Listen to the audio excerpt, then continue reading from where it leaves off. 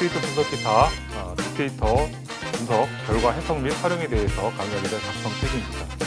오늘 저희들이 이제 빅데이터 분석 기사에서 이제 마지막 과목이죠. 필기에서 마지막 과목의 4과목에 있는 과목 중 이제 결과 해석하는 부분에서 분석 결과 우리가 어떻게 해석하고 활용할 것인지에 대해서 살펴보도록 하겠습니다. 아마 저번 시간에 저희가 학습하셨던 내용들은 기본적으로 이제 통계에 대한 그런 기법들이 좀 많이 있었죠. 뭐 보팅이라든지 부스팅이라든지 배깅이라든지 하는 이런 내용들, 또 랜덤 포레스트라든지 하는 그 앙상블 기법 이런 식으로 해서 저희가 3과목에서 또는 2과목 후반부에서 나오는 그 내용들을 갖다가 저희가 간략하게 또 한 번쯤 살펴보았습니다. 그것을 우리가 왜 살펴보았냐면 결국 우리가 결과 해석을 할 때 어떻게 활용할 것인가에 대한 초점을 둬야 되기 때문에 그걸 말씀을 드린 건데요.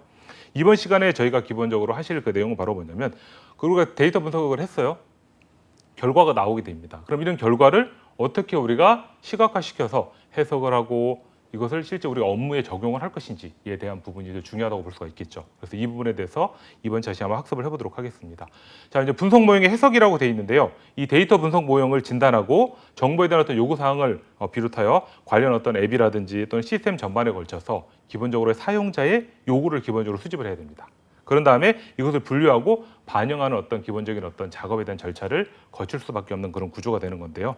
기본적으로 이제 밑에 보시는 그림에서 보시는 것처럼 요구사항에 대한 관리 파트가 하나 있고요. 반영 계획을 수립하는 단계가 하나 있다고 보시면 됩니다. 그래서 기본적으로 보시는 것처럼 사용자라고 하는 자체는 유저가 되겠죠. 분석을 뭐 수행하는 사람이 될 수도 있고 분석 전문가가 될 수도 있고요. 최종 어떤 사용자도 될 수가 있겠죠. 사용자가 기본적으로 이제 요구사항에 대해서 얘기를 합니다. 나는 이런 부분들에 대한 분석이라든지 이런 결과가 필요하다라고 해서 요구사항을 먼저 발송을 해요. 그럼 그 다음에 이루어지는 것이 요구사항을 기본적으로 수렴을 해야 되는 겁니다. 그러니까 발송을 해서 우리가 받은 거겠죠. 그럼 이것을 우리가 어떻게 수렴을 할 것인지에 대한 부분을 보고 요구사항에 대한 검토를 한번 보는 겁니다. 그래서 그 과정을 거치게 돼서 반영을 할 건지 반영을 하지 않을 건지라고 하는데 딱 반영 여부를 봤을 때 만약에 이제 반영을 하지 못하면 그 이유가 분명히 있을 겁니다. 예를 들면 뭐 데이터 같은 경우 저희가 앞서 1과목에서도 맨 처음에서 설명드렸죠. 뭐 개인정보 보호라든지 여러 가지 이유들이 있겠죠. 그래서 아니 우리가 관련 데이터가 존재하지 않는다든지 또는 데이터를 확보하는데 너무나 많은 비용을 소요해야 된다든지 또는 관련 분석 전문가가 없다라든지 하는 다양한 어떤 이유들이 발생을 하게 될 겁니다. 그런 이유가 있다고 한다면 미반영 사유를 통보를 해줘야 돼요. 누구한테? 사용자한테. 통보를 해줘야 된다고 하는 거고요. 이 과정을 거치게 되면 이제 반영을 하겠다라고 한다면 그 다음에 이제 봐야 될 부분이 반영 계획을 수립을 해야 되겠죠. 실제 반영을 하는 거니까.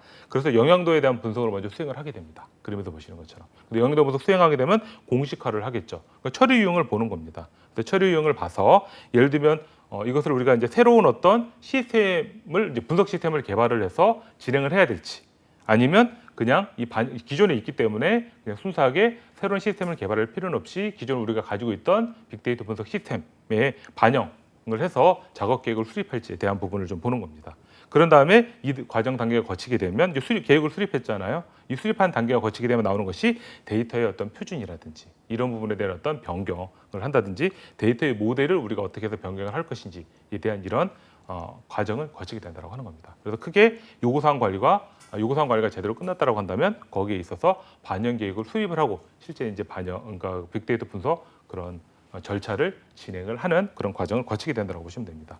자, 이제 데이터 시각화는 그럼 어떤 특징을 가지고 있냐라고 하는 건데요. 우리가 여기서 보시면 말 그대로 용어로 나와 있죠. 과목에도 되어 있지만 분석 결과 해석 및 활용이라고 되어 있습니다. 그러면 결국은 여기서 보시는 것처럼 데이터 시각화에 대한 부분을 우리가 얘기를 많이 할 텐데 그럼 데이터 시각화는 어떤 특징을 가지고 있냐라고 하는 거예요. 시각화라고 이제 비주얼라이제이션을 얘기하는 겁니다. 지금 여기 보시는 것처럼 이 화면을 보시잖아요. 저도 이제 노트북이 되어 있고 화면이 되는데 제가 화면을 보고 이렇게 안 하냐면 화면을 보고 설명하다 보면 이 이제 시선 처리나 이런 부분들이 좀 안 되는 이런 부분들이 있다 보니까 지금 앞에 보고 설명을 이렇게 제가 노트북을 놓고 보여드리는 건데 이게 바로 시각화죠.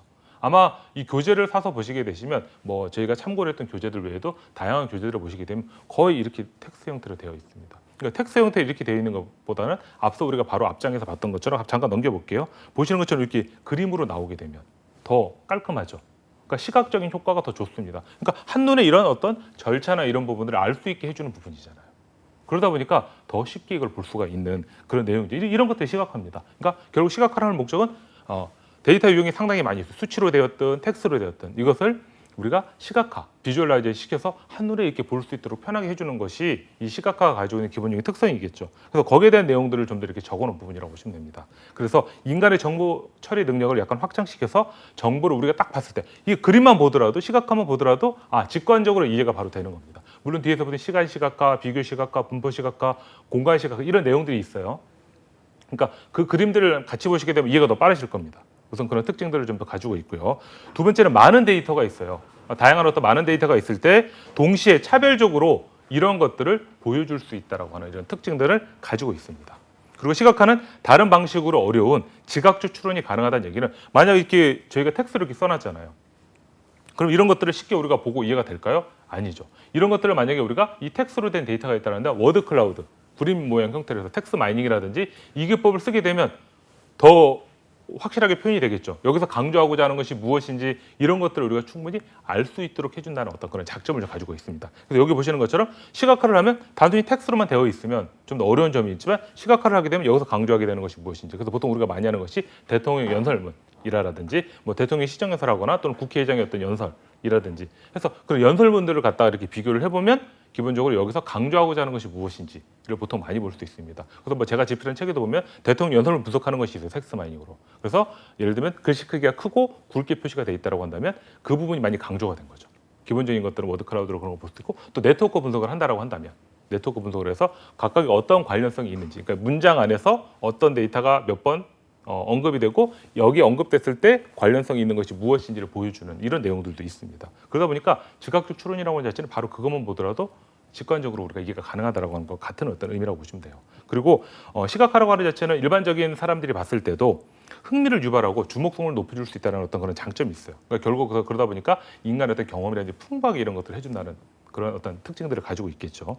시각화를 통하면 문자보다 친근하게 정보를 전달할 수 있다라고 하는 겁니다. 그래서 다양한 계층의 사람들에게 쉽게 다가갈 수 있다. 그래서 이것을 잘 모르더라도 그냥 결과만 보더라도 한눈에 좀 알아볼. 물론 그렇죠. 그 분야의 전문가가 아니면 모를 수 있긴 하겠지만 일반적인 통계라든지 이런 것들은 그래프만 보더라도 그래도 한번 자세하게 간단하게 설명을 보고 보면 그것이 무엇인지를 좀 더 글만 보고 이해하는 것보다는 좀 더 장점을 가지고 있다고 하는 겁니다. 그리고 시각화는 데이터 간의 관계의 차이를 정확하게 좀 구분을 시켜주는 어떤 그런 특징들을 좀 가지고 있습니다. 그러다 보니까 수치에서나 발견하기 어려운 이런 점들을 한눈에 보여주는 거죠. 그러니까 막대 그래프로 보여준다라든지 또는 파이 차트로 보여준다라든지 또는 버블 차트라든지 뭐 분포 시각화 이런 데서 다 나오거든요. 뒤에서 그림들이 간단히 나오니까 거기서 한번 이거는 보시면 좀 더 이해가 되실 겁니다. 제가 다시 설명을 드릴게요. 그 시각화를 통하게 되면 이 데이터를 통해서 인풋을 해서요 입체화시키는 겁니다. 그러니까 요즘은 2D 외에도 3D 형태가 좀 되어 있잖아요. 공간적인 부분에서도 좀 잘 나타내 줄 수 있는 특징이 있어요. 그래서 거시적 차원 또는 미시적인 차원에서 표현이 가능하고 유계라는 부분들도 우리가 디시전 트리에서 한 것처럼 기본적으로 부여를 좀 할 수 있다는 그런 특징적인 부분들을 가지고 있습니다. 그러니까 이러한 어떤 특징이 있기 때문에 우리 시각화가 상당히 중요하다고 하는 겁니다. 그러니까 시각화는 다 좋은 거죠. 한눈에 알아볼 수 있다라고 한다든지 하는 이런 부분이 있으니까 그냥 한번 읽어보시게 되면 시각화는 우리가 생각할 때 누가 보더라도 쉽게 접근을 해서 직관적으로 활용이 가능하다라고 하는 그런 부분이 있는 그런 내용들입니다. 이런 시각화 프로세스는 좀 교재마다 좀 틀리긴 하지만 보편적으로 저희가 이제 제가 봤을 때 이게 빅데이터 관련된 그러니까 빅데이터 분석 기사만 관련된 책을 보지 말고 빅데이터의 개론이라든지 또는 뭐 경영 빅데이터 분석이라든지 해서 마케팅 빅데이터 관리사라든지 해서 빅데이터 관련된 이게 일반 개론서들이 많이 있어요. 그런 책들을 좀 보게 되면 빅데이터 개론 같은 경우는 뭐 세종 우수학술 도서의 책이더라고요. 그래서 제가 한번 그 내용을 보니까 거기에 이렇게 7단계로 구분이 좀 되어 있더라고요. 그래서 이제 7단계에 대한 설명을 지금 드리는 겁니다. 물론 이제 그 각각의 책마다 어느 책은 뭐 5단계 이렇게 됐지만 이거 생략이 된 부분이거든요. 그래서 보편적으로는 우리가 이제 시각화 쪽에서는 7단계를 얘기하고 있기 때문에 여기는 7단계로 설명을 드리는 거지만 만약에 이제 시험 문제가 나온다고 할 때는 단계에 대한 것을 뭐 예를 들면 7단계라든지 해서 다 설명을 해주겠죠. 그런 다음에 이 중에서 무엇이 의미하는 것은 무엇인지를 낼 수 있을 것입니다. 다음 이렇게 얘기했죠. 다음 중 데이터를 획득하는 단계는 무엇인가? 획득 단계죠. 그리고 관심 데이터를 추출하는 단계는 뭐니까 3단계 추출 단계가 되는 겁니다. 그 데이터 구조화 및 분류를 하는 단계는 구조화 단계가 되는 거죠. 그러니까 말 그대로 용어에 대한 정의에 대한 설명들이 거기에 있는 겁니다. 단계별로. 그 다음에 통계적인 방법 또는 데이터 마이닝 기법을 활용하는, 적용하는 단계는 보시는 것처럼 마이닝 단계가 되는 거고요. 그 다음에 바그래프라든지 리스트라든지 또는 트리라든지 어떤 기본적인 시각화 모델을 선택학으로 활용하는 것이 어디냐. 보시는 것처럼 5단계의 시각화가 되는 겁니다. 그리고 이제 6단계는 보다 명확하게 매력적으로 표현하거나 개선하는 단계는 무엇인가라고 한다면 여기 보시는 것처럼 재정의 단계가 되는 겁니다. 그리고 이제 데이터를 변경하거나 또는 보여주는 어떤 특징을 조작하거나 해서 방법을 추가하는 것은 어디냐? 이제 예를 들면 상호작용 단계가 된다라고 하는 겁니다. 그래서 예를 들면 다음 중 뭐 데이터 시각화 프로세스의 단계로 올바르지 않는 것 이렇게 시험 문제 낼 수도 있고요. 아니면 다음 중 보다 명확하게 매력적으로 표현 개선하는 그 데이터 시각화의 단계로 가장 올바른 것 그럼 재정의 단계가 되겠죠. 그래서 이거는 제가 봤을 때는 뭐 교재마다 좀 순서들이 좀 틀리기 때문에 예를 들어 어느 책에서는 뭐 7단계로 돼 있고 어느 책에는 또 5단계로 돼 있고 어느 책에는 9단계로 돼 있고 이렇게 돼 있으면 그거에 맞춰서 우리가 어떤 것이 맞는지에 대한 것들에서 순서를 내는 건 좀 어려울 수가 있거든요. 그래서 이런 것들은 우리가 혹시라도 뭐 이제 시험 문제, 기출 문제 나왔다고 한다면 그 기출 문제를 토대로 해서 설정하는 게 좋습니다. 기출 문제 만약에 시각화 프로세서를 5단계로 했다 그럼 5단계. 그리고 7단계로 돼 있다면 7단계로 해서 이거는 좀 그 교재마다 또는 이제 출제를 하는 출제자의 의도에 따라 좀 다를 수 있기 때문에 정확하게 그 부분을 우리가 확인을 해보시는 게 좋습니다. 그리고 이제 3단계 시각화 프로세스예요, 여기는. 그러니까 앞서 우리가 봤을 때는 지금 다시 넘겨볼게요. 시각화 프로세스 7단계로 봤잖아요. 근데 여기서는 몇 단계로 보고 있어요? 또 3단계로 보고 있는 겁니다. 그래서 이거는 각각의 책이라든지 저자라든지 학자라든지 바라보는 관점이 틀리기 때문에 이런 부분이 나오는 겁니다. 그래서 저희는 기본적으로 몇 가지를 갖다가 좀 말씀드리는 건데요. 이 구조화 단계, 시각화 단계, 시각 표현 단계로 해서 크게 세 가지의 단계로 얘를 구분을 좀 하고 있습니다. 그래서 구조화 단계 같은 경우는 목표를 설정을 먼저 시각화를 왜 하는지 궁극적인 목적이 빅데이터 분석할 때도 목적이 있잖아요. 시각화도 마찬가지입니다. 그래서 1단계는 전반적으로 목표를 설정하고요. 시각화 요건에 대한 정의를 해줘야 돼요. 그 다음에 데이터 표현 규칙이라든지 패턴을 탐색하거나 규칙을 도출하거나 하는 이런 부분들이 필요한 겁니다. 그 다음에 사용자 시나리오를 작성하고 시각화에 대한 어떤 스토리, 이게 뒤에 보면 스토리보드가 나올 텐데요. 그런 것들을 기본적으로 작성하는 그 내용이 주를 좀 이루고 있다고 보시면 돼요. 그리고 시각화 단계라고 하는 자체는요. 여기서 보시는 것처럼 시각화의 어떤 도구라든지 기법 또는 기술을 어떤 거를 선택할 것인지에 대한 것들도 우리가 잘 체크를 하는 이런 부분이 좀 필요하고요. 그럼 어떠한 방법으로 시각화를 구현할 것인지에 대한 이런 부분들도 중요하다고 볼 수가 있겠죠. 그리고 시각화 표현 단계 같은 경우는 그래프를 보정한다든지 수정을 하겠죠. 예를 들어 첫 번째 그래프가 나왔는데 예를 들면 이거 막대 그래프보다는 뭐 가로 막대보다는 세로 막대가 더 낫다라든지 그래서 또는 파이 차트가 더 낫다라든지 히스토그램이 더 낫다라든지 그래서 다양한 그래프가 있잖아요. 그러니까 어떤 거를 할 건지 그러니까 그래프를 보정하는 것들 또는 데이터 레이블이라든지 이런 것들을 좀 넣는 방법이 그러니까 간단하게 이런 부분들은 엑셀에서 우리가 수치가 있잖아요. 엑셀을 가지고 아마 그래프 다 그려보셨을 텐데 다양한 방법이 있죠. 데이터 레이블을 집어넣는 방법도 있고 X축, Y축을 수정하는 방법도 있고 하는 것도 있잖아요. 그 보정하는 단계라고 보시면 됩니다. 그런 다음에 전달 요소를 어떻게 우리가 할 것인지 강조를 좀 하고요. 그 다음에 인터랙션 기능을 적용하는 부분도 가능하겠죠. 그 다음에 그래프 품질을 향상시킨다든지 또는 시각화 결과물을 검증한다든지 하는 그런 내용들이 있습니다. 그래서 다음 중 뭐 시각화 3단계 시각화 프로세스는 구조화 단계, 시각화 단계, 시각 표현 단계가 있다. 근데 이 중에서 구조화 단계에 포함되는 것이 무엇인가 이렇게 이제 낼 수도 있고요. 아니면 시각화 단계에 포함되는 것이 무엇인지 그리고 시각 표현 단계에서 포함되는 것이 무엇인지에 대한 이런 부분들도 이제 시험에 낼 수 있기 때문에 각각의 어떤 단계별로 어떤 요소들이 들어가는지 이런 부분들 용어 그대로 생각하시면 돼요. 표현을 말 그대로 표현하는 단계. 그리고 구조하는 건 구조하는 그런 단계가 있기 때문에 거기에 맞춰서 얘를 잘 설계를 해주시면 좋을 것 같습니다. 그 데이터 시각화 과정도 이제 그래프가 이렇게 나와 있는데요. 일반적으로 데이터 시각화 과정은 또 여기서 네 가지 단계를 포함하고 있다고도 하는 겁니다. 그러니까 어디는 7단계, 어디는 3단계, 어디는 4단계 이렇게 되어 있죠. 과정 자체가. 그렇기 때문에 이거는 제가 그래서 다 넣는 겁니다. 어느 부분에 이제 중요하고 어느 부분에 포커스를 맞춰서 출제자가 출제를 그러니까 하는지에 따라서 그 문제 유형이 달라질 수가 있거든요. 그래서 일반적으로 이 여러 번의 피드백 과정을 거친다라고 하는 자체는 시각할 때는 과정을 다시 거쳐야 돼요. 우리가 봤을 때 시각적인 게 별로야. 그럼 다시 수정하는 겁니다. 그러니까 저 같은 경우에 강의 이제 교환을 만든다라고 했을 때 기본에 이제 교환을 만들 때 한번 해보고 몇 번 반복하는 거예요. 미리 첫 번째를 갔다가 제가 기본적으로 강의를 해야 될 내용을 딱 해요. 그리고 저희가 기본적인 강의가 50분에서 한 55분 정도 강의가 이루어지잖아요. 그러니까 거기에 맞춰서 또 PPT를 좀 수정을 하고 이거 봤을 때 이거보다는 이런 내용이 좀 더 추가가 돼야 돼. 그러니까 한번 읽어보고 또 하고. 그러니까 프린트해서 다 한번 봅니다. 그러니까 저 같은 경우도 이런 내용이 있으면 프린트를 해서 어떤 내용이 있는지 이런 것들을 측정하고 또 체크하고 이래가지고 반복적으로 보거든요. 그래서 최종적으로 해서 강의에 맞게 지금 해놓는 그런 부분들이 있습니다. 왜냐하면 저희가 이제 이거는 다른 그 강의 일반적인 이제 빅데이터 특강이라고 한다면 저는 이제 되게 화려하게 되어 있거든요. 그리고 지금 그림이 좀 많고 부연적인 설명을 많이 하겠지만 지금 저희는 그 자격증에 대한 거잖아요. 그래서 지금 제목도 라이선스 마스터로 되어 있는 것처럼 기본적으로 자격증에 대해서 포커스가 맞춰져 있는 부분들이기 때문에 거기에 맞춰가지고 이걸 진행을 하고 있다고 보시면 됩니다. 그래서 1단계 같은 경우는 데이터의 선택한다든지 저장하는 단계가 1단계로 들어가고요. 2단계는 선행 과정에서 이해할 수 있는 형태로 데이터를 변형하는 겁니다. 그러니까 전처리하거나 하는 이런 과정이 되겠죠. 이제 디자인하는 단계. 이제 시각화니까 이쪽은. 그리고 3단계는 스크린에 이미 만들어진 디스플레이가 있어요. 하드웨어가 됐든 소프트웨어가 됐든 어떤 시각화 알고리즘 어떤 것들을 할 것인지에 대한 것들을 고려하는 단계. 그리고 4단계에서는 사람의 이해와 인지 시스템 단계로 이루어진 그런 부분들이 있습니다. 그래서 밑에 그래프에 보는 것처럼 기본적으로 이 빅데이터의 단계들은 그게 이제 물리적 환경이 포함되어 있고 물리적 환경은 사회적 환경을 포함하고 있는 그런 요소가 되겠죠. 그래서 사회적 환경 안에서는 기본적으로 어떤 데이터가 되었든 여기 보시는 것처럼 휴머 정보 분석가라든지 시각 및 어떤 인지 프로세싱이라든 이런 과정을 거치게 되죠. 그리고 예비 처리에 대한 어떤 변경이라든지 그리고 그래픽에 대한 어떤 엔진이라든지 해서 데이터를 조작하거나 여기 보시는 것처럼 데이터를 수집하거나 하는 기본적인 어떤 이런 과정을 거치게 된다고 하는 겁니다. 그러니까 이런 과정을 거치면서 데이터를 우리가 수집을 해서 분석을 해서 그 분석된 결과를 결국 누가 해요? 여기 보시는 것처럼 휴먼 정보 분석가라든지 시각 인지 프로세싱을 통해서 시각화를 시키는 그런 과정을 거치게 된다라고 보시면 될 것 같습니다. 그다음에 여기 보시는 것처럼 비즈니스 기여도형 평가를 기본적으로 하고 있어요. 그래서 우리가 모형을 구축한 다음에 결과를 분석하고 도출이 되었어요. 그러면 결국은 비즈니스에 대한 가치를 보는 거잖아요. 이것이 어느 정도, 그러니까 우리가 인풋 대비 아웃풋을 보는데 기본적으로 분석을 통해서 우리 어느 쪽이, 그러니까 문제 상황을 먼저 체크를 하잖아요. 빅데이터 분석에서 한 것처럼 문제 상황에 대한 것을 먼저 체크를 했어요. 가설적인 해결 방안을 도출을 하고 쭉 나오게 되는데 그 결과까지 분석을 했어요. 그럼 이것이 과연 비즈니스적인 가치가 있는지 없는지 우리 실무에 활용해야 될 거 아니에요. 분석을 했는데 아무 활용하지 않고 그냥 돌려봤다. 이거로 끝나면 안 되게 되겠죠. 그러다 보니까 성과 평가를 하는 겁니다. 기여도에 대한 평가를 하는 거겠죠. 그래서 일반적으로 재무적인 성과, 비재무적인 성과를 보는데 이 데이터 분석을 했을 때 바로 재무적인 성과를 나타내는 경우는 드뭅니다. 보통 이제 비재무적인 성과들이 나타나죠. 그러니까 재무적인 성과라고 하는 자체는 일반적으로 우리가 이제 비용적인 부분을 얘기하는 거고 비재무적인 성과라고 하는 자체는 재무적인 부분을 제외하는 어떤 그런 부분이 좀 주를 이루고 있다고 보시면 됩니다. 그래서 이 비즈니스에 대한 기여도 평가를 통해서 지표가 있는데요.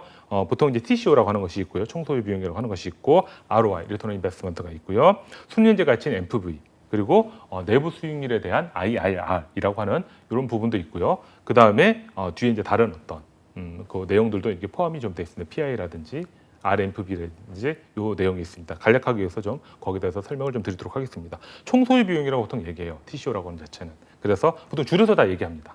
그래서 보시는 것처럼 토탈 코스트 오브 오너십 이렇게 되어 있죠. 이거는 뭐냐면 기업이 특정한 어떤 기술에 대한 구현 비용을 결정하기 위해서 직간접적인로 들어가는 비용들이 있을 거예요. 직접적으로 투여되는 비용 또는 간접적으로 투여되는 비용들이 있을 겁니다. 직접비, 간접비가 있겠죠. 이것들을 비용들을 분석하는데 사용하는 겁니다. 눈에 보이지 않는 것들까지도 이렇게 체크를 하는 거라고 생각하시면 돼요. 그러니까 우리가 일반적으로 상식적으로 생각 눈에 보이는 그러니까 원자재만 생각할 것이 아니라 그 외의 거죠.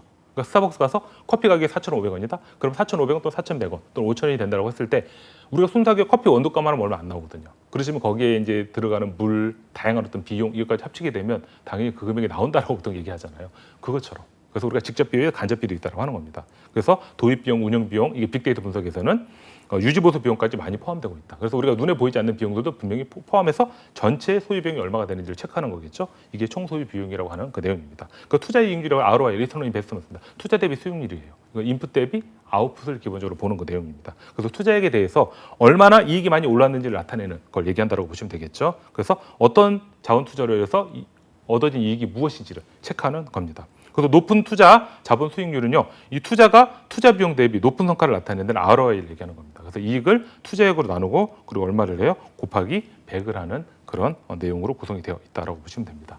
그 다음에 보시는 것처럼 순현재 가치가 있어요. MPV라고 보통 얘기합니다. 네, 프레젠트 밸류라고 보통 얘기를 많이 하는데요. 어떤 사업의 가치를 나타내는 척도라고 보시면 됩니다. 이 하나로서 최초에 대한 어떤 가치가 있는 것으로 0보다 작으면 타당성이 없는 거예요.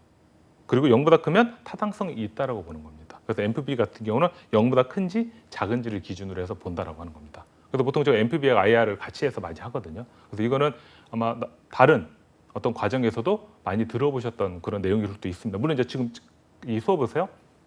처음 이런 기법에 대해서 들어보셨던 분도 계시지만 아닌 분들도 아마 많이 있으실 거예요. 보편적으로 많이 사용되는 거니까요. 그래서 투자 결과 발생하는 현금에 유입하고요. 현재 가치에서 현금의 유출의 현재 가치를 차감한 그 값을 이제 구하는 겁니다. 그래서 내용 연수 기간에 모든 현금을 고려하고요. 그래서 화폐의 시간 가치를 고려한다는 장점을 가지고 있는 겁니다. 그래서 0보다 크면 타당성이 있다.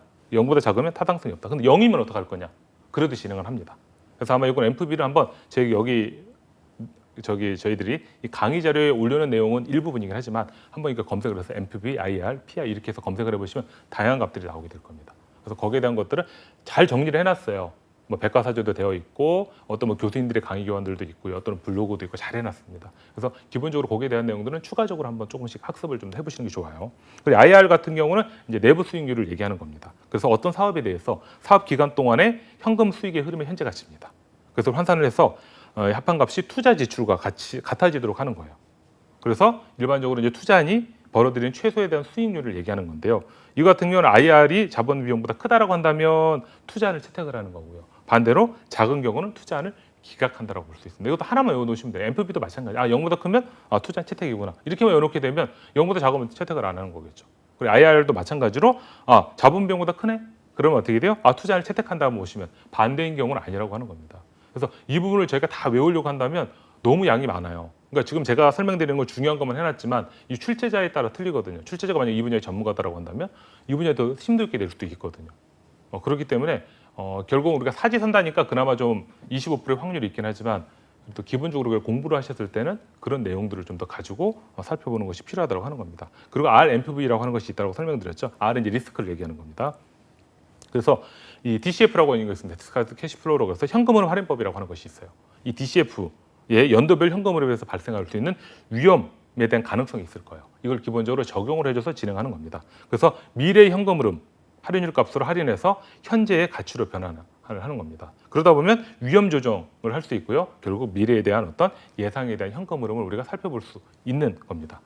그래서 이제 기본적으로 많이 하는 것도 있고요. 그래서 RMPV보다 NPV를 많이 쓰긴 해요. IR하고. 그리고 PI라서 이제 수익성의 지표들도 있습니다. 그래서 이거는 현재 가치에 대한 어떤 지수법을 기본적으로 하고 있는 대표적인 방법 중에 하나라고 보시면 됩니다. 그러니까 NPV과가 유사해요. 마찬가지로 다 계산을 해요. 그런 다음에 보시는 것처럼 미래 현금 흐름 할인액을 투자액으로 나누는 거라고 이제 같은 겁니다. 그래서 PI가 1보다 크면 당연히 프로젝트 채택해요.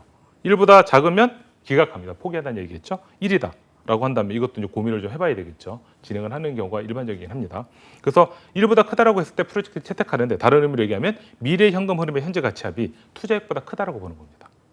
그래서 이 PI는 어떻게 구할 수 있냐면 미래 현금 흐름의 NPV가 있습니다. 이거를 초기 투자 비용으로 나눠줘서 그 값이 나오는 것을 기준으로 해서 얘를 채택을 할지 기각을 할지에 대한 부분을 우리가 체크를 하고 있다고 하는 겁니다. 그래서 기본적으로 비즈니스 기여도를 평가하는 방법들은 있어요. 아마 이것도 제가 다양한 어떤 그 빅데이터 분석기사 책을 보게 되니까 기본적으로 나와 있는 그런 내용들입니다. 그래서 아마 출제를 하실 때 그 시중에 나와 있는 책들을 그대로 내지는 못하거든요, 문제들은. 그렇지만 거기에 있는 어떤 이론적인 내용들을 토대로 해서 이것을 약간 그 변형해서 낼 수 있거든요. 그 내용을 토대로 해서. 그렇기 때문에 여러분들이 그런 부분들은 이 내용은 반드시 알고 계셔야 되는 그런 부분이라고 보시면 됩니다.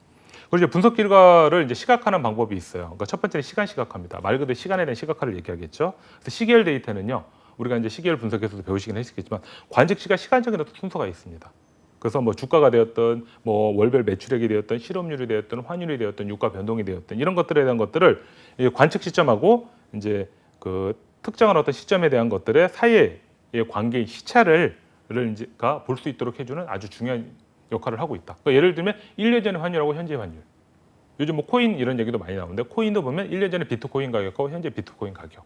그러니까 보통 저희가 환율 해외여행 나갈 때 가장 많이 하는 것이 환율 검색하지 않으세요? 저 같은 경우도 환율 검색을 많이 하는데 뭐 일본에 간다. 그러면 엔화를 본다든지 중국에 간다라고 하면 위엔화를 본다든지. 그래서 제가 알기로는 이제 2017년인가 제가 학회를 갔을 때 보니까 그 엔화가 상당히 쌌었어요. 2016년인가? 그때 한 800원대였거든요. 되게 괜찮았습니다. 그렇지만 지금은 뭐 900원대가 됐다든지 또는 1000원대가 됐다든지 그 틀리잖아요. 그러니까 그 엔화의 가치가 떨어지면 떨어질수록 환율을 저희가 이득이죠. 바꾸는 게. 그러니까 만 원 대비 기준으로 하는 그런 부분들이 되는 거니까 상당히 편합니다. 그럼 그거 차트만 보더라도 이 시차가 존재하게 됩니다. 언제 이게 고점을 찍고 내려올지 이런 것들을 우리가 이 시간 시각화를 통해서 볼 수가 있다고 하는 거죠.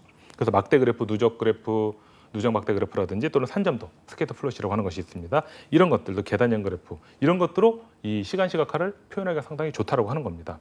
그래서 밑에 보시는 것처럼 스캐터 플롯이 있죠. 그 다음에 라인 플롯이 있고요. 그 다음에 계단식 플롯 형태처럼 해서 이 시간 시각화를 잘 나타낼 수 있는 하나의 플롯에 대한 유형들이 여기에 나와 있습니다.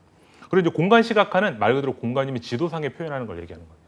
근데 공간이라고 하는 자체는 기본적으로 지도를 보면 그러니까 지리 정보를 활용하는 그 의미라고 보시면 될 것 같고요.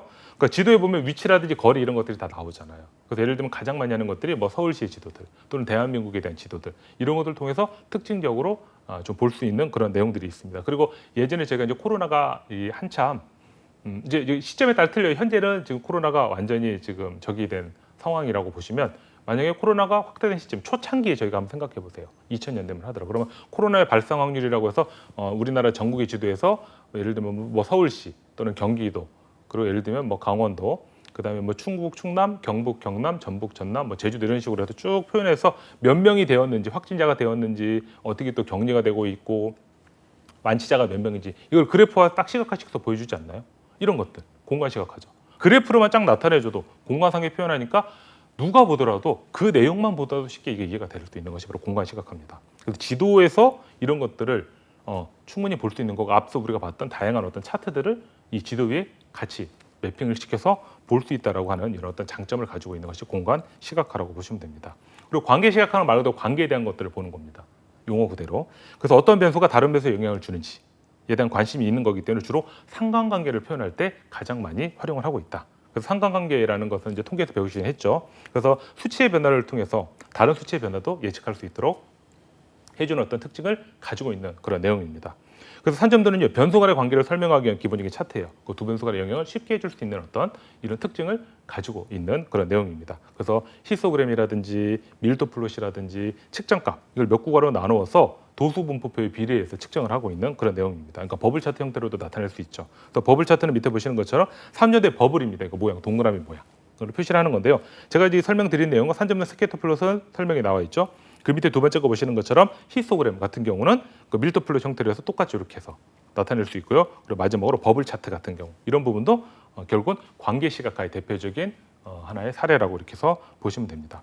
비교 시각화는 비교를 하는 겁니다. 두 데이터를. 그러니까 하나의 변수를 다른 변수에서 쉽게 비교해야 될 때, 그러니까 둘 이상의 변수를 비교할 때 보통 많이 사용을 하고 있다. 시트맵이 이런 모양입니다. 그러니까 색깔이 진함 정도가 막 나와요. 이걸 통해서 명암 크기를 토양하는 겁니다. 그래서 이미지 여론풀에서 이거는 수백 가지 많은 양의 데이터가 있을 때 색상의 명암을 통해서 진할 때 뭐 더 유의한지 아니면 옅을 때는 더 유의하지 않은지 이런 것들을 보는 그 내용이 있고요. 체르노프 페이스라고 해서 이거는 사람의 얼굴 모양이 있습니다. 만약에 제가 무표정일 때, 환할 표정일 때, 만약 웃을 때 뭐 이런 표정들 있잖아요. 그런 다양한 표정들을 보고 이거를 다차원 데이터들은 이제 계열화시킬 때 많이 사용을 하는 거고요. 스타 차트라고 있어요. 그래서 여기 이제 나이팅게일 이런 차트를 치면서 거리와 항목 간의 평가를 통해서 이렇게 이제 돌아가면서 할 수 있도록 해주는 겁니다. 그래서 각 어떤 균형이 어떻게 좀 되어 있는지 이런 것들을 한눈에 알아볼 수 있도록 해주는 어떤 이런 스타 차트라고 하는 이런 부분도 있어요. 분포 시각화라고 하는 부분도 있습니다. 그러니까 전체 분포나 시간에 따른 분포를 해서 파이 차트, 도넛 차트, 뭐 여기 보시는 것처럼 뭐 트림맵 나오는 것처럼 누적 막대 그래프라든지 인터랙티브 누적 영역 그래프 이런 것들을 표현을 하고 있는 겁니다. 그래서 기본적으로 이 변화에 대해 시간의 변화에 따라서 어떻게 흐르고 있는지를 보여주는 그런 내용입니다. 그래서 막대 그래프에 대한 부분들 그리고 파이 차트에 대한 내용들 그리고 트림맵에 대한 이런 부분들은 기본적으로 있고 아마 트림맵은 나중에 여러분들이 R이나 이제 파이썬 같은 거로 데이터 분석을 하다 보면 기본적으로 텍스트 마이닝 쪽에서도 많이 활용하고 있는 그런 기법인데 여기 텍스트로 나와 있죠. 이게 마찬가지로 글씨 크기 이게 모양이 크고 글씨 크기가 굵고 크다라고 한다면 더 유의한 어떤 그런 값을 가질 수 있다라고 하는 그런 내용이 여기 있는 부분들입니다.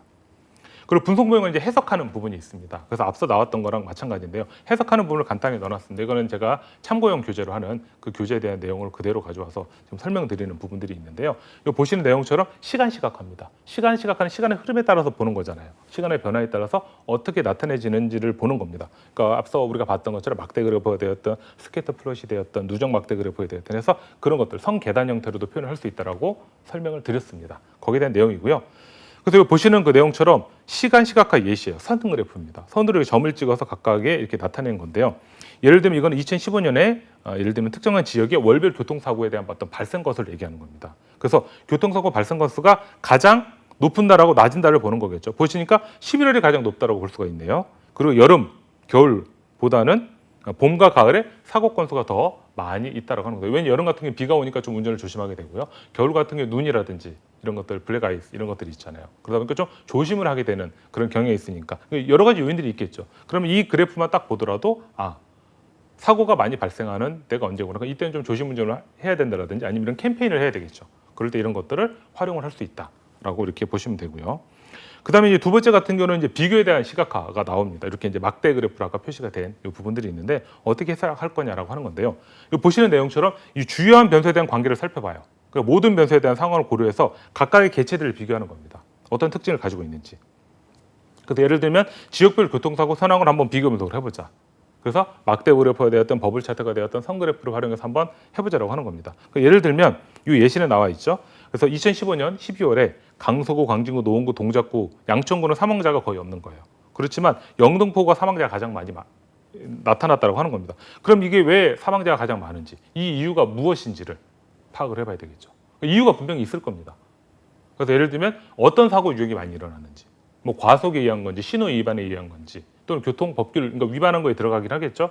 그래서 7대 중과실 사고라든지 어떤 원인에 의해서 사고가 났는지에 대한. 그러니까 예를 들면 요즘 그런 뉴스에도 보면 다 많이 나오잖아요. 예를 들면 특정 지역에 사고가 많이 난다라고 한다면 그 지역에 무슨 어떤 그 교통 체증을 일으키는 다양한 요인들이 있는 거잖아요. 뭐 신호에 대한 문제도 있을 수가 있고요. 그래서 그런 부분을 체크할 수 있겠죠. 이 내용을 보고. 그다음에 이제 공간 시각화는 앞서 제가 말씀드린 거 지도에 이렇게 시각화를 시키는 겁니다. 그 지도상의 지리 정보를 활용해서 하는 겁니다. 그래서 예를 들면 뭐 등지 선도라든지 카토그램이다라든지 되게 많아요. 뭐 도트 플롯 맵이라든지 등지 지역도라든지 이외에도 이건 되게 많이 있습니다. 뭐 제가 설명을 드리지 않아도 혹시라도 R 분석을 한번 해보셨다라든지 파이썬 분석을 해보셨다라고 한다면 지도를 시각하는 아크GIS부터 되게 많아요. 그런 그 내용들은 결국 지도에 할 수 있다는 거는 공간상에서 딱 지리 정보만 봐도 우리가 충분히 알 수 있는 거겠죠. 여기도 지금 얘가 되어 있네요. 그러니까 NCS에서 가져온 그런 내용들입니다. 그래서 지도사하게 보시게 되면 2012년 10월에 부상자가 많은 곳은 강남구라고 나와 있네요. 그리고 가장 적은 곳은 광진구로 이렇게 해서 이 그래프만 보더라도 부상자 수만 하니까 이 동그라미잖아요. 버블의 크기. 이 크기만 보더라도 어디가 가장 많이 사고가 났고 발생을 했고 사고가 적게 발생했고 여기서 시각화를 통해서도 충분히 이걸 살펴볼 수가 있는 그런 내용이 된다고 하는 겁니다. 그 다음에 이제 그 분석 결과를 그럼 우리가 어떻게 활용할 것인가에 대한 어떤 이런 부분이 좀 있는데요. 결국 빅데이터 분석 알고리즘을 잘 파악을 해야 되고 여기 안에 결국 순서들이 있을 겁니다. 첫 번째가 바로 뭐냐면 이거예요. 분석 목적별로 분석 알고리즘을 선정을 잘 해줘야 됩니다. 그러니까 우리가 분석을 하고자 하는 목적, 궁극적인 목적이 무엇인지, 이것을 토대로 얻어내고자 하는 것이 무엇인지를 정확하게 잘 파악을 해줘야 돼요. 그러니까 이거에 따라서 데이터를 어떻게 우리가 활용할 것인가를 잘 봐야 됩니다. 그러니까 분석 목적이 명확하지 않으면 어떤 분석 기법 또는 어떤 알고리즘, 어떤 시각화 기법을 사용할 것인지를 우리가 잘 파악을 할 수 없습니다. 그래서 이걸 잘 해주셔야 되는데요. 여기 보면 지도학습과 비지도학습은 아마 저번 차시에서도 잠깐 나왔는데 제가 지도학습 설명하고 넘어갔는데요. 이것도 중요합니다. 그래서 이거는 기본에 지도학습, 비지도학습은 통계에서도 계속 나오는 부분들이기 때문에 잘 알고 계셔야 돼요. 그러니까 꼭 여기서 저희 파트 4과목에서 시험에 나오는 것이 아니라 3과목에서도 나올 수 있는 부분들이거든요. 그래서 이런 부분들은 우리가 반복적으로 학습해도 괜찮습니다. 그래서 제가 앞서 이제 처음에도 제가 그 빅데이터 분석기 앞부분을 설명드리면서 제가 그 말씀 드리긴 했지만 기본적으로 반복적으로 나와요. 조금씩. 그 출제 그 기준을 한번 보시게 되면 유사한 내용들이 있다 보니까 정확하진 않거든요. 그러다 보니까 그 내용을 이제 반복적으로 제가 책에다 대부분 다 실어놨더라고요. 그렇기 때문에 우리가 반복적으로 와도 중요한 부분들이기 때문에 또 나왔다는 거는 그만큼 중요한 겁니다. 알고 계셔야 되겠죠. 지도학습은 특정한 목적을 기반으로 해서 목적 변수에 영향을 미치는 기반으로 예측 모델을 만드는 데 활용하는 것은 지도학습이 되는 거고요. 이 비지도학습이라고 하는 자체는 이제 지도학습은 특정한 목적을 가지고 있죠. 이 지도학습은 전체적인 데이터 현황을 분석을 해요. 나와 있는 것처럼. 그래서 이것을 통해서 분석을 통해서 이 설명형 모델을 만드는데, 그러니까 얘는 지도학습은 예측 모델을 만들까, 다음 중 예측 모델을 만드는데 활용하는 방법은 무엇인가 지도학습이 되겠죠. 반대로 다음 중 설명형 모델을 만드는데 활용하는 방법은 무엇인가 비지도학습이 되는 겁니다. 그러니까 시험 문제가 나올 만한 것들은 딱 떨어지죠. 이렇게 문제에서. 그래서 제가 항상 말씀드리는 것처럼 개념에 대한 거, 특징에 대한 거, 장점에 대한 거, 단점에 대한 거 이런 것들은 우리가 잘 알고 계셔야 돼요. 또 어떠한 방법이 문제점이 있었는데 이런 단점을 개선 극복한 기법이 무엇인가 이런 식으로도 시험 문제가 많이 나오거든요. 어차피 이것을 우리가 알고 있는지 모르고 있는지 체크하는 그런 내용들입니다. 그래서 데이터 유형에 따라 이제 적용할 수 있는 빅데이터 분석 알고리즘이 상당히 달라요. 그렇기 때문에 데이터 유형에 맞는 빅데이터 분석 알고리즘을 선정하는 것이 그 무엇보다도 중요하다고 하는 겁니다. 근데 우리가 일반적으로 봤을 때는 그런 모형을 잘 이제 선정을 안 하는 부분들이 있거든요. 그래서 이거를 잘 우리가 체크를 한다고 보시면 되고요. 그다음 어떤 알고리즘을 선정하느냐에 따라서 분석에 대한 어떤 성능이 달라질 수가 있습니다. 앞서 설명드린 것처럼. 그래서 결국 성능이 달라지면 결과도 달라지고 해석도 달라지고 그럼 적용, 그러니까 이거 활용하는 쪽에서도 달라질 수밖에 없다고 하는 겁니다. 그래서 분석 알고리즘에 대한 선정은 매우 중요하다고 볼 수가 있겠죠. 두 번째는 이제 분석 알고리즘 실행하고 분석 결과를 기록을 잘 해줘야 됩니다. 그러니까 우리가 정확하게 분석 알고리즘을 선정을 했어요. 그럼 이제 분석을 진행을 해야 되겠죠. 그래서 분석 데이터 세트를 구분을 하는 건데 분석 데이터 크기는 앞서 우리가 봤던 것처럼 보통 트레이닝하고 테스트를 보는 게 일반적이긴 하지만 이제 또 이제 다른 차시에서 제가 말씀드렸던 내용은 뭐가 있었냐면 훈련용 데이터가 있고요. 그리고 검증용이 있고 테스트 이렇게 이제 세 가지 형태로도 구분을 하고 있다고 했습니다. 그래서 이제 두 가지로 구분하는 방법이 있고 세 가지로 구분하는 방법이 있다고 하는 겁니다. 그래서 훈련은 말 그대로 트레이닝이겠죠. 그래서 일반적으로 데이터가 있다고 한다면 그 중에서 가장 큰 데이터의 집합으로 분석 대상 다양한 모형을 구축하기 위해서 훈련을 시키는 거잖아요. 학습을 시킬 때 사용되는 데이터를 바로 훈련용 또는 이제 트레이닝 데이터라고 보시면 되고요. 검증용 데이터라고 하는 자체는 빅데이터 분석 모델을 비교해서 가장 좋은 모델이 무엇인지를 찾는 겁니다. 그래서 각각의 모델이 있다고 한다면 성능을 평가하는 거겠죠. 검증을 하는 겁니다. 말 그대로 검증이니까 그렇게 보시면 되고, 마지막으로 이 시험용 또 테스트라고 보통 얘기를 많이 하거든요. 이거는 예비형 데이터라고 불리게 되고요. 새로운 데이터를 가지고 이 선택된 모델의 성과를 한번 테스트해 본 겁니다. 진짜 그런지 안 그런지. 그래서 우리가 일반적으로 그 빅데이터 분석에서 뭐 디시전 트리라든지 데이터 마이닝에서 사용되고 있긴 하지만 또 인공식량망이라든지 또는 판별 분석이라든지 이런 것들을 우리가 기본적으로 할 때도 보시면 틀려요. 트레이닝 한 다음에 테스트 해봐요. 인공식량망도 마찬가지죠. 그래서 판별 분석도 있긴 하지만 기업의 부도에 지금 판별 분석으로 많이 하는데 판별 분석과 인공식량망을 비교해서 또 볼 수가 있는 겁니다. 그래서 어떤 방법이 더 우수한지. 그래서 예를 들면 훈련용 데이터하고 실제 테스트를 했던 데이터가 어떻게 차이가 있는지도 우리가 살펴보는 방법도 있어요. 그래서 일반적으로 데이터 볼륨을 작게 하는 경우 훈련용 이 데이터와 검증 데이터만으로 구분해서 알고리즘을 수행을 한다라고 하는 그런 내용도 있습니다. 그리고 분석 알고리즘의 파라미터도 설정을 해줘야 돼요. 보신 내용처럼 각각의 알고리즘에 다양한 파라미터가 보유가 되겠거든요. 그래서 이런 것들 잘 파악을 해서 어떻게 설정하느냐에 따라 우리가 달라지기 때문에 결과가 항상 고려를 해야 돼요. 그 파라미터 값 조정하는 것도 필요하다고 하는 거고요. 분석 알고리즘 수행하고 마지막으로 기록을 해줘야 되죠. 그래서 그 파라미터를 변경을 해요. 그럼 결과가 나오게 되겠죠. 그런 것들에 대한 것도 잘 기록을 해줘야 됩니다. 그래서 최적의 어떤 값이 나오기 위해서는 어떻게 해줘야 되는지 이런 내용들을 기본적으로 우리가 살펴볼 수 있다고 하는 겁니다. 그 다음에 빅데이터 분석 모델에 대한 적합성을 평가를 해줘야 돼요. 마지막으로. 그래서 빅데이터 모델 수행이 완료되면 이 분석 알고리즘이 정확하게 수행이 잘 되었는지 최종적으로 평가를 하는 모델을 선정을 해줘야 돼요. 그래서 선정할 때는 여기 보시는 것처럼 다양한 것만 데이터 분석가라든지 데이터 처리자라든지 고객이 엔드 유저가 누군지 실제 이걸 활용할 사람이 여기에 모여서 다양한 결과에 대해서 회의를 통해서 최적의 모형을 선정한다. 그래서 선정한 다음에 실질적으로 이것이 활용할 수 있는지 없는지까지도 체크를 해줘야 돼요.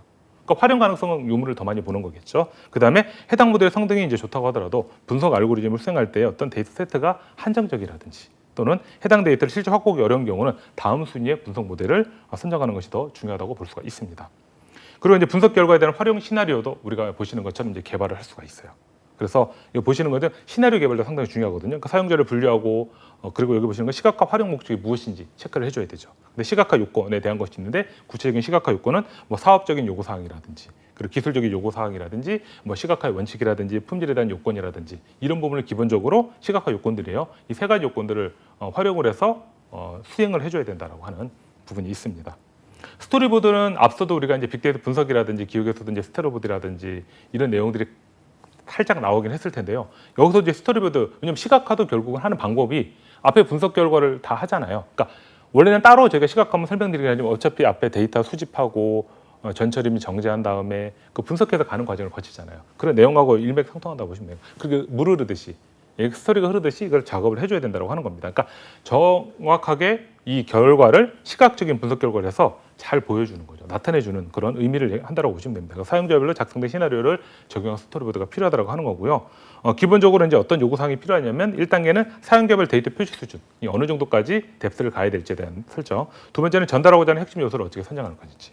세 번째는 레이아웃을 결정하고요. 네 번째는 전달 효과를 높일 수 있는 시각화 방법이 무엇인지, 어떠한 그래픽 요소를 우리가 선택을 할 것인지 또는 선정을 할 것인지를 잘 봐야 된다고 하는 겁니다. 그리고 다섯 번째 마지막으로는 정보 메시지 전달 방법도 우리가 어떻게 할 것인지. 그래서 각각의 뭐 2단계 전달과 핵심 요소를 선정할 때는 어떤 내용들을 볼 건지, 추세와 비교를 본다라든지 또는 레이아웃 결정할 때 어떤 방법을 할 건지, 기존의 것들 그리드를 쓸 건지 아니면 변형 그리드를 쓸 건지 이런 부분도 고려를 해줘야 된다는 하는 그런 의미를 가지고 있습니다. 그래서 스토리텔링 과정을 보시게 되면 기본적으로 뭐 시나리오에 대한 어떤 사용자 시나리오 보드라든지 이런 걸 작성을 하고요. 스토리보드를 기획하는 이런 부분을 가져가고 있다. 그래서 보시는 것처럼 시각화 소프트웨어, 프로그래밍 환경, 지도에 대한 어떤 매핑 도구, 그 다음에 그래픽 소프트웨어 등이 있습니다. 그래서 시각화 소프트웨어를 우리가 어떤 걸 선정을 해야 될지, 또 프로그래밍 환경은 어느 정도로 가는 건지, 그리고 지도에 대한 매핑 도구로 무엇을 사용할 것인지, 이 아크 GIS가 있네요. 그리고 그래픽에 대한 어떤 소프트웨어는 어떤 것들이 있는 건지, 이를 우리가 좀 잘 파악을 하고 정확하게 이런 것들을 우리가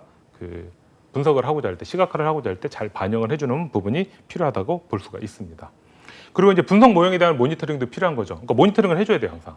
그러니까 분석을 하면서 수집하는 단계, 또 전처리 정제하는 단계들, 분석하는 단계들, 결과 나오는 단계들, 시각하는 단계들, 모든 단계에 모니터링이 필요할 수밖에 없죠. 그래서 빅데이터 성과 관리 운영 프로세스의 이해에서 보시게 되면 첫 번째는 목표 설정 기준입니다. 그래서 전략 목표에 대한 후보를 정렬하고 목표 설정하고 설정을 했는데 수정 및 보완할 필요가 있겠죠. 변경할 필요가 있다고 한다면 변경을 하는 어떤 이런 과정도 거치게 되고요. 두 번째는 바로 모니터링하는 이런 부분들입니다. 그래서 모니터링의 주체라든지 체를 운영한다든지 일상 모니터링을 기본적으로 해야 되겠죠. 그 주요 내용이라든지 그리고 피드백을 줘야 되는 그런 부분들이 있다고 한다면 당연히 피드백을 줘야 되는 부분까지도 포함을 하고 있다고 보시면 됩니다. 그 다음에 이제 빅데이터 성과 관리 플러스 2의 세 번째는 바로 뭐냐면 목표 조정을 하는 겁니다. 그래서 기본적으로 목표 값에 대한 조건이라든지 지표에 대한 조정 조건들이 있을 거예요. 그래서 그런 것들을 잘 조정을 해줘야 되고요. 조정 방법이라든지 시기도 잘 결정을 해줘야 되는 그런 부분이 있고요. 네 번째는 평가를 실시합니다. 그래서 결국은 이것이 우리가 봤을 때 이 성과관리 플러스 운영을 하는 데 있어 이것이 제대로 되고 있는지 이런 평가를 실시한 다음에 잘못된 부분이 있으면 다시 개선해서 요구를 보내야 되고 만약에 이게 제대로 올바르게 됐다고 한다면 진행을 하는 이런 부분이 되겠죠. 그래서 결과에 피드백까지 결과가 나타나고 피드백까지 진행을 하는 이런 부분들이 있습니다.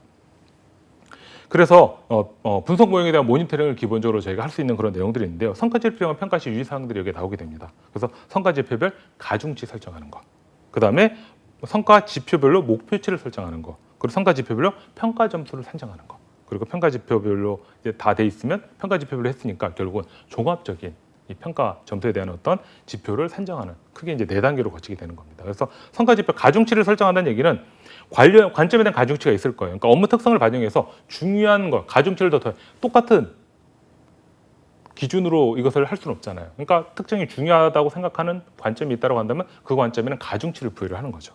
그 전략 목표에 대한 가중치라든지 그리고 성과 지표에 대한 가중치도 각각의 범위에서 상대 페어와이즈라든지 이런 걸 통해서 가중치를 부여하는 것도 필요하다고 볼 수가 있어요.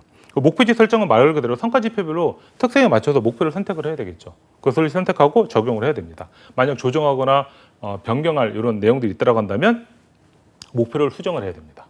이런 부분은 당연한 거고요. 그 다음에 평가 점수 산정하는 것들. 그래서 판단 기준을 보는 건데 어떤 판단 기준을 볼 거냐, 성과 지표를 볼 때. 그래서 목표 달성 정도만 적용을 할 것인지 아니면 지표별 특성에 맞게 전반적인 내용을 선택해서 적용할 것인지 또 이거를 두 개를 봐야 되겠죠.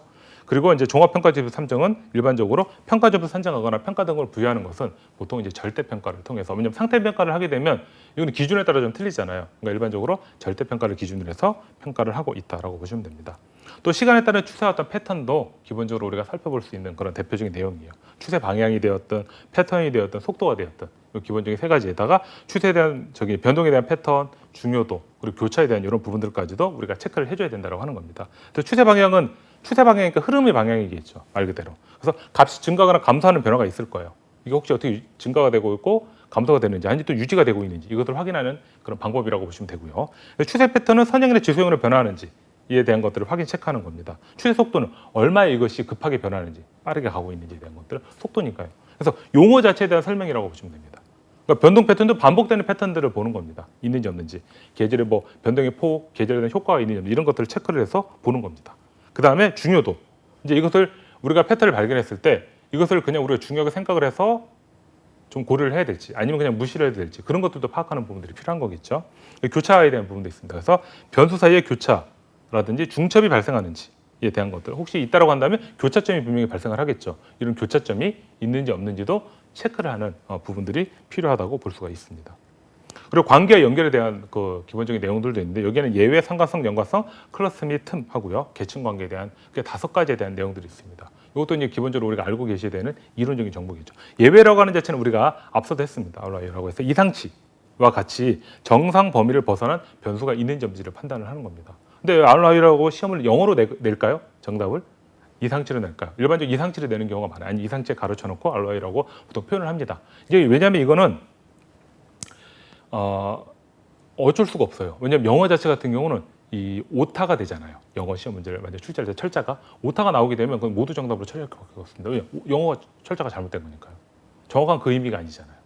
그렇기 때문에 이런 부분은 영어로 내기에는 좀 제가 검토를 많이 하거든요. 그러니까 저 같은 경우는 이제 다른 자격증이나 이런 것들을 출제할 때 보면 영어로 내는 건 정말 지향합니다. 혹시라도 만약에 오타가 나오게 되면 거기에 이제 그 이의 신청이 들어오게 되고 결국은 또 모두 정답으로 처리할 수밖에 없는 그런 구조가 나올 수가 있거든요. 그래서 항상 한글로 내는 경우가 많이 있습니다. 그래서 그래도 혹시 모르니까 영어도 하실 때 거의 기본적으로 한글로만 하셔도 될 것 같아요.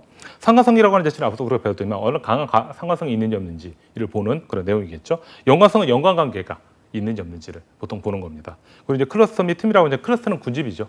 군집화시키는 부분을 얘기하는 겁니다. 또한 그 데이터 포인트 사이에 특별한 어떤 존재하는 틈 자체가 있는지 없는지도 우리가 파악하는 부분도 필요하겠죠. 근데 계층 관계는 계층이겠죠. 이게 하이어키라고 보통 얘기를 하는데 AHP 하는 것처럼 해서 데이터 범주, 하위 범주에 따라서 어떤 그 계층 관련성이 있는 건지 없는지도 우리가 파악하는 부분에서 이런 내용들을 볼 수가 있습니다. 또 이제 사용자 테스트 결과를 분석하는 부분들도 있어요. 여기 보시는 것처럼. 그래서 데이터 통계의 정확성을 검토한다든지 시각화의 정확성을 검토한다라든지 기능적 정확성을 검토한다라든지 시각적 추론까지 가능한지도 확인을 해주는 크게 4가지 그런 부분들이 있습니다. 그래서 보시는 그림에서 보시는 것처럼요. 사용자 테스트 설계를 해요. 그리고 테스트해요. 그런 다음에 분석 및 검토를 하는 단계가 있습니다. 그래서 기본적으로 이것도 NCAC에서 나온 내용이니까 좀 중요하긴 하겠죠.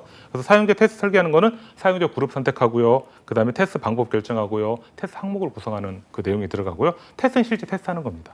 그래서 사용자에 따라서 이용 시나리오에 따라서 앞서 시나리오 우리가 설계한다고 했잖아요. 여기에 따라서 테스트 진행합니다. 그 다음에 마지막으로 분석 및 검토라고 하는 부분에서는요. 데이터와 통계 정확성이 있죠. 시각화의 어떤 정확성, 기능에 대한 적인 정확성, 시각 추론까지 하는 이런 단계가 있습니다. 그래서 각각의 사용자 테스트 설계, 사용자 테스트, 분석 및 검토에 있는 그런 요인들 어떤 의미들을 가지고 있는지 어떤 내용들이 있는지는 반드시 우리가 확인을 해 주셔야 되는 그런 부분이 있습니다. 그리고 분석에 대한 리모델링 하는 부분들이 필요해요. 보통 이제 단내 리엔지니어링이라든지 뭐 리스트럭처링이라든지 이런 내용들이 있거든요. R이가 다 붙는 거잖아요. 그래서 이거는 뭐냐면 빅데이터 분석 모형을 우리가 설정해서 학습을 해서 막 했다고 하더라도 유의미한 결과가 도출되면 좋아요. 그럼 리모델링 할 필요가 없습니다. 근데 일반적으로 유의미한 결과가 도출이 안 되는 부분이 많이 나오게 됩니다. 데이터 분석 저도 많이 해봤거든요.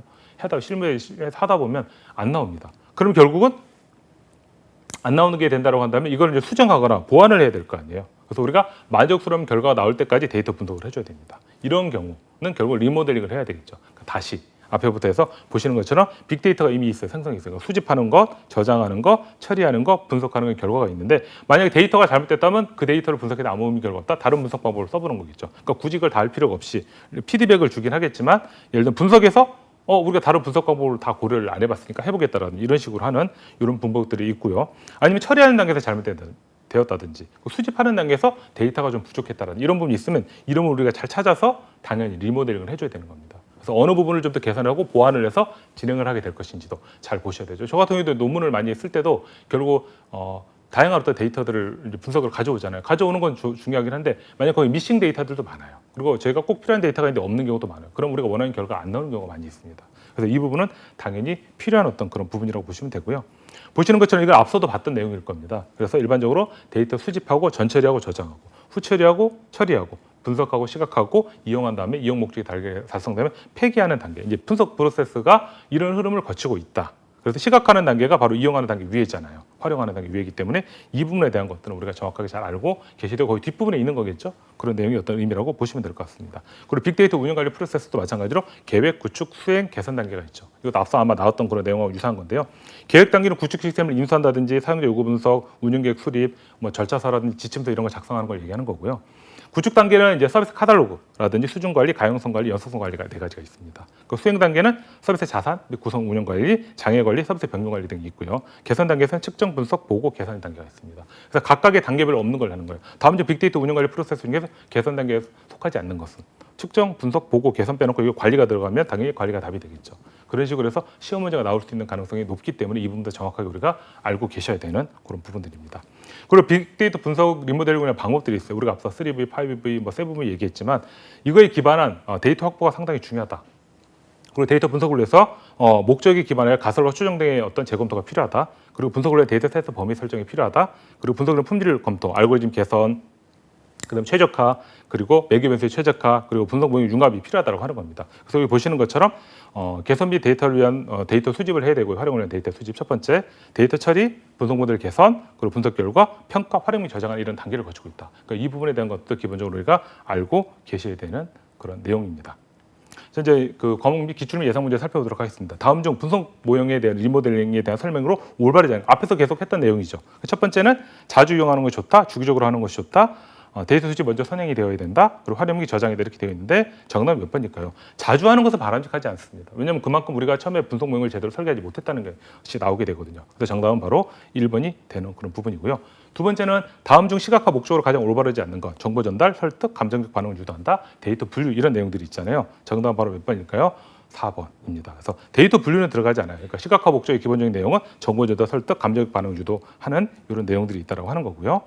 다음 중 아래의 소스를 우리가 실행하면 나오는 결과가 아닌 겁니다. 이건 실제 제가 작업을 했던 예전에 이제 제가 썼던 책에서 가져온 그 내용인데 이거 지금 얘기하는 거예요. 그래서 이걸 통해서 우리가 이제 이거 분산 분석을 얘기하는 거거든요. 이 그래프를 통해서 나오지 않는 것이 몇 번이니까 지금 제가 빨간 거로 이제 캡처를 해오다 보니까 이 내용이 들어가 있는데 정답은 바로 몇 번일까요? 3번입니다. 그래서 소스를 실행하게 되면 나머지 결과의 분석에 대한 그래프들은 나오게 되지만 3번에 대한 결과 분석은 나오지 않는다라고 하는 그 부분들이 있습니다. 그리고 다음 중 성과 지표를 이용한 평가 시의 유의사항이 아닌 것은 가중치 설정, 목표 설정, 평가지수 산정, 상대 종합 평가지수 산정이 이렇게 돼 있는데 앞서 제가 설명드렸지만 성과 지표에 대한 점수를 했을 때는 종합 평가할 때는 상대가 아니라 뭐였어요? 절대가 되는 겁니다. 그러니까 정답은 바로 4번이 되는 거고요. 다음 중 과대적합에 대한 설명이 아닌 것입니다. 불필요한 노이즈를 과도하게 모델링에 반영한다라든지 훈련 데이터셋을 너무 과하게 특화되어 있다 보면 서론 데이터에 대한 오차가 커진다든지 분석 모델이 훈련 데이터에서 너무 잘 맞지만 일반성이 떨어진다. 또는 과소적합은 데이터를 충분히 반영을 못해 잡음이 적게 발생한다고 되어 있는데 정답으로 몇 번일까요? 보신 거 4번입니다. 그래서 못해 잡음이 많이 어떻게 적게 발생하는 것이 아니라 많이 발생하는 겁니다. 그래서 이런 부분에 대한 것들이 있고요.